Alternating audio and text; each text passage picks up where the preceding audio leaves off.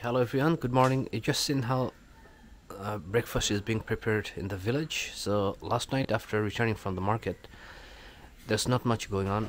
The dinner was almost the same as the lunch, that's why I didn't show it. But what happened, I got some kind of runny nose and slight fever from the excessive heat. It was hovering around 40 degrees Celsius yesterday, so still my voice is not normal. But right now the breakfast preparation is going on, and then we're going to have breakfast very soon. And this is how you make breakfast in a clay oven or stove. So everything is made of clay, and the fire is made of woods or possibly sometimes coal, but these days actually coal is not being used that much anymore.